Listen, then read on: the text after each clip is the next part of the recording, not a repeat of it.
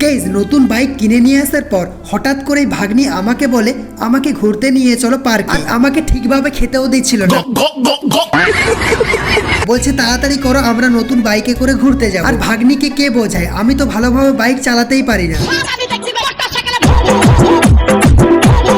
আসলে গাইস আমি ভালোভাবে বাইক চালাতে পারি না, কারণ এটাই আমার ফার্স্ট বাইক। আমি সেরকম ভাবে কারো বাইক চালাই না। আর সেই জন্য আমি জিজুকে বললাম তুমিও চলো। তারপর জিজু, আমি আর আন্টু কাকে বলছি, আমার ভাগ্নিকেই আমি আন্টু বলি। এরপর আমরা তিনজনে নতুন বাইকে চেপে আমাদের সবুজ বাজারে চলে এলাম, কারণ এখানে একটা ছোটখাটো পার্ক রয়েছে আর এখানে বাচ্চাদের চলার জন্য করা হয়েছে। আর আন্টু এখানে এসে অনেক মজা করছিল, কারণ বাচ্চাদের এসব করতেই বেশি ভালো লাগে। আর আমরা যখন ছোট ছিলাম তখন কিন্তু আমাদের রায়পুরে এসব ছিল না। আর গাইস কারা কারা আমার এই ভিডিওটা রায়পুর থেকে দেখছো অবশ্যই কমেন্ট করে জানাও। আর গাইস আগের ব্লগ ভিডিওটিতে যারা কমেন্ট করেছিলে তাদের কমেন্টগুলো আমি স্ক্রিনে শো করছি, তোমরা দেখে নাও। যারা যারা এত সুন্দর সুন্দর কমেন্ট করেছো তাদেরকে অসংখ্য ধন্যবাদ। আর এই ভিডিওটিতে যারা কমেন্ট করবে তাদের কমেন্টগুলো নেক্সট ব্লগ ভিডিওতে তুলে দেবো।